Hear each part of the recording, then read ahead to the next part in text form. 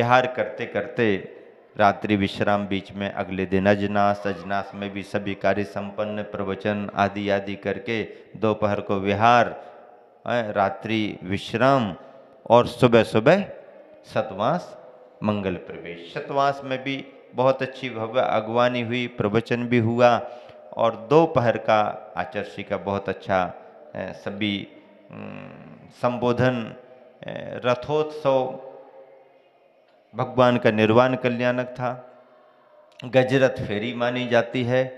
समस्त संघ की उपस्थिति में जिस तरीके से कार्य संपन्न हुआ, सतवास वाली समाज के लिए, वहाँ की कमेटी के लिए और विशेष रूप से नवनिर्मित मंदिर की पंच कल्याणक प्रतिष्ठा के लिए बहुत अच्छा रहा। तीनों महाराज जी भी बहुत खुश रहे। अगवानी आचार्य की थी, क्योंकि उन्हें कल्पना भी नहीं बन पा रही थी कि आचार्य आ पाएंगे या नहीं आ पाएंगे, आते कि नहीं आते, लेकिन उनका विश्वास था, आचार्य का आशीर्वाद था। और जैसे ही आचार्य का मंगल प्रवेश हुआ, महाराज जियों को बहुत प्रसन्नता हुई, आचार्य के प्रवचन भी हुए। सभी महाराज जी ने अच्छी संयोजना से बहुत अच्छा कार्यक्रम संपन्न कराया। आचार्य श्री के सानिध्य में, समस्त संघ के सानिध्य में 7 फेरी समय पर संपन्न हो गई। पश्चात उपसंहार के रूप में आचार्य श्री के बहुत अच्छे आशीर्वचन प्रवचन सभी को मिले। अगले दिन फिर सुबह से ही सभी धर्म लाभ पब्लिक को देते हुए, समाज को देते हुए दोपहर में पुनः विहार हुआ। और विहार होते ही आचार्य ने हम लोगों को संकेत तो सुबह ही दे दिया था, सारी चर्चाएं हो गई थी, पर फिर भी भाव होता है कि और आगे तक। तो जैसे ही आचार्य के साथ विहार हो रहा था, स्थान विशेष पर पहुंच करके आचार्य संकेत दे दिया, बस अब यहीं से आप सबकी वापसी होगी।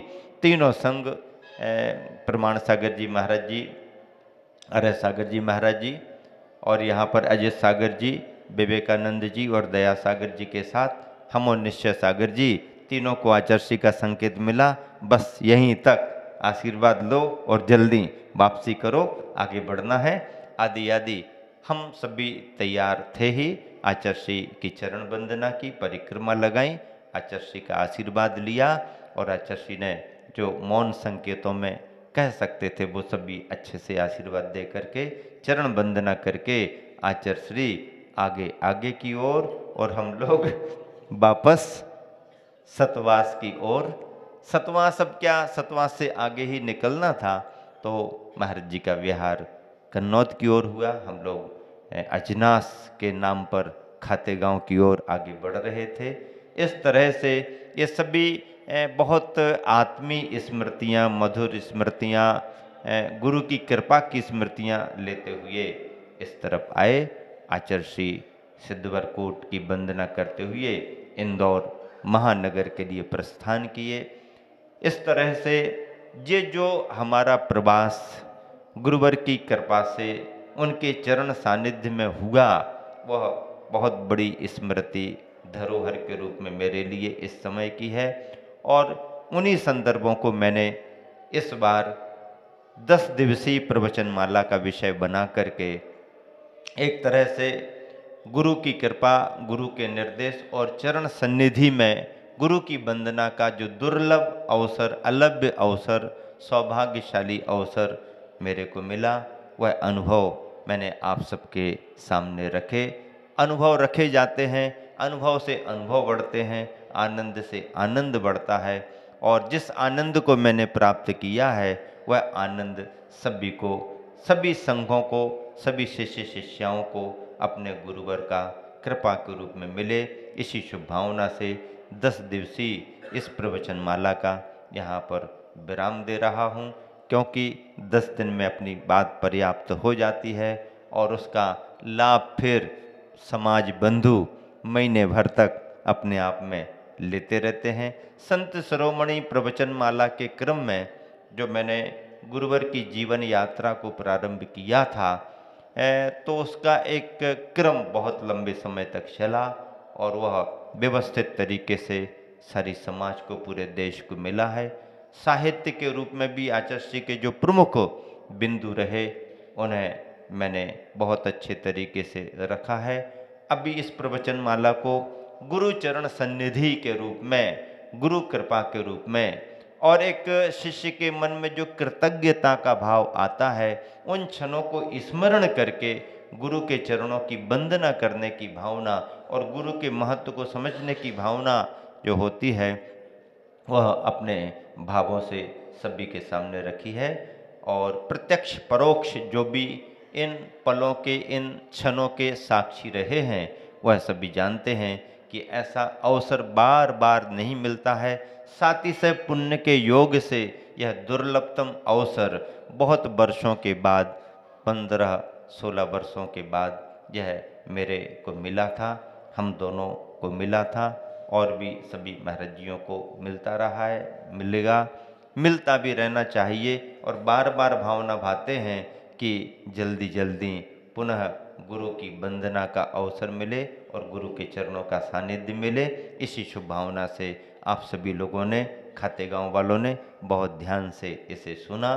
सभी लोग निरंतर आगे सुनते रहेंगे, इसी शुभ भावना से विराम दे रहा हूँ। महावीर भगवान। गुरुवर आचार्य श्री विद्यासागर जी महाराज के व्यक्तित्व और कृतित्व से सभी परिचित हैं। उनका व्यक्तित्व जितना प्रभावी रहा है, कृतित्व ने भी कहीं उससे भी ज्यादा असर डाला है।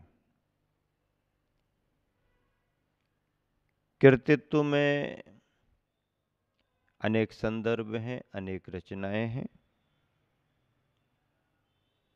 पर जब साहित्य संपदा पर विचार करते हैं तो गुरुवर आचार्य श्री के द्वारा रचित साहित्य संपदा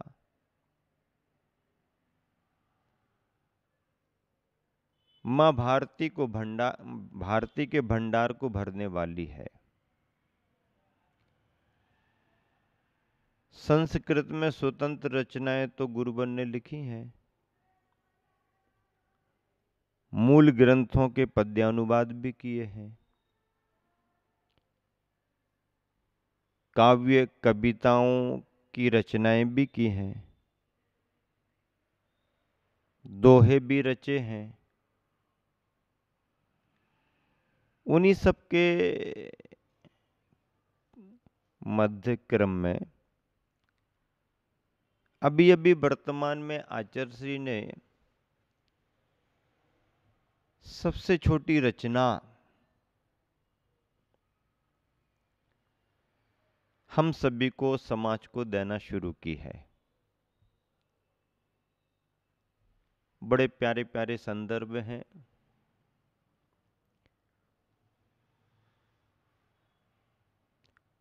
आचार्य श्री अभी वर्तमान में स्वाध्याय और प्रवचनों में बीच बीच में हाइकू सुनाते हैं।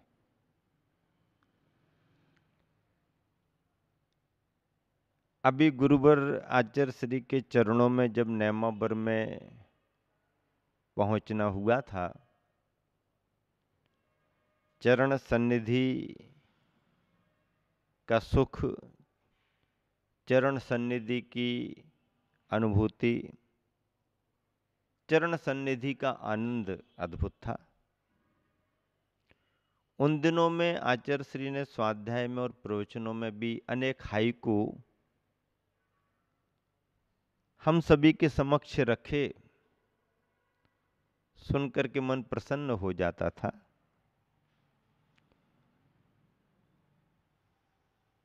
सूत्र जैसे लगते हैं। हाइकू के बारे में ऐसा कहा गया है कि बिंब समीपता हाइकू संरचना का मूल लक्षण है।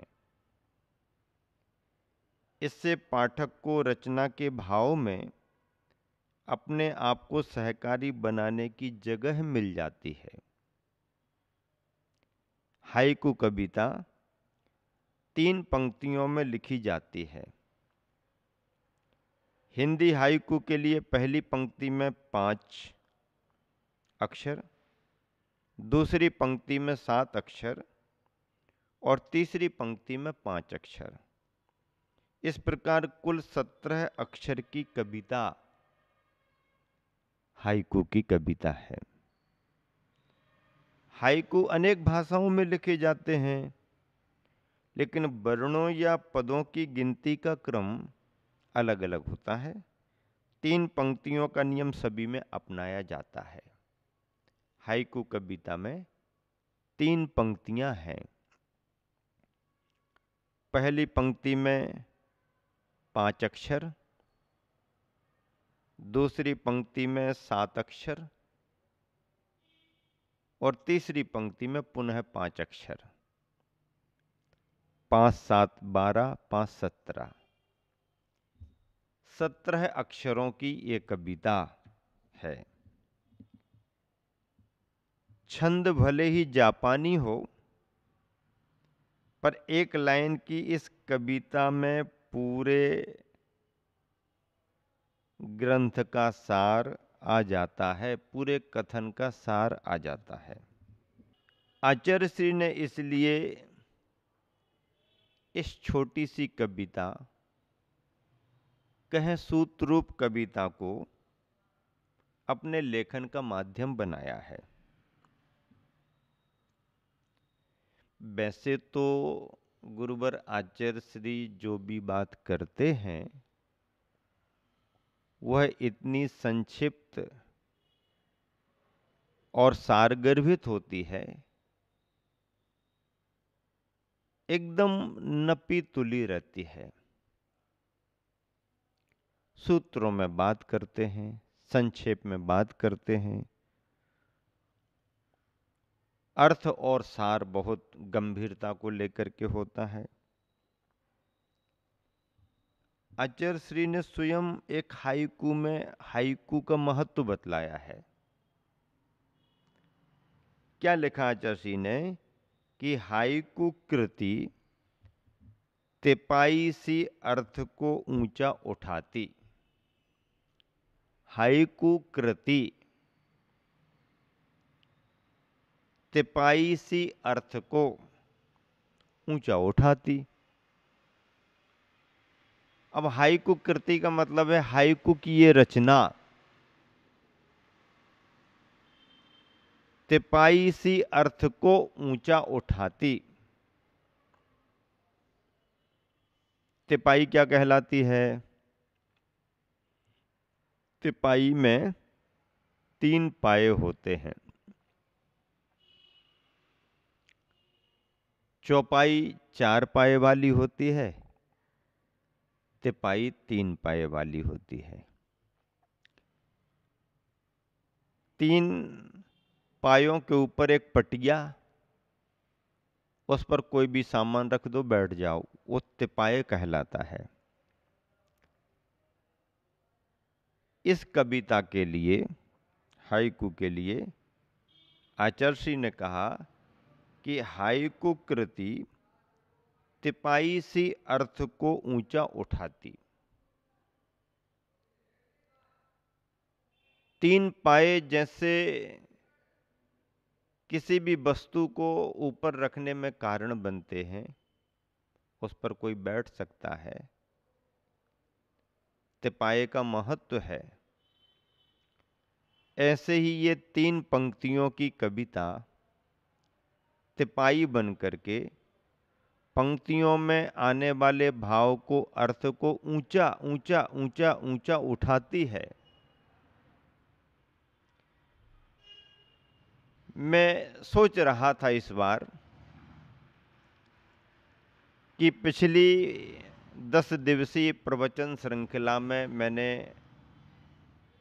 आचार्य श्री के चरण सन्निधि की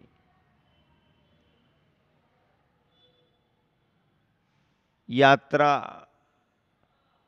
वृत्तांत को रखा था। बहुत सारे संदर्भ उसमें सम्मिलित मैंने किए थे।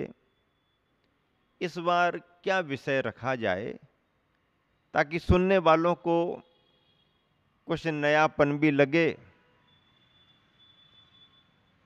और प्रवचनों का लाभ भी मिले। सोचते सोचते मेरे ख्याल में आया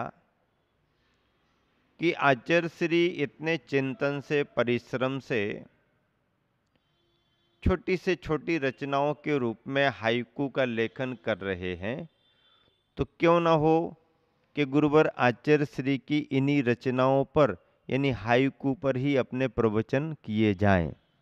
और इस बार 10 दिवसीय इस संत शिरोमणि प्रवचन माला में आचार्य श्री द्वारा रचित हाइकू पर ही प्रवचन होगा। तिपायसा अर्थ को ऊंचा उठाती है, इतना आचार्य श्री का लिखना या कहना अपने आप में बड़ा महत्वकारी है। तिपाये के महत्व को तो हम और आप सभी जानते हैं।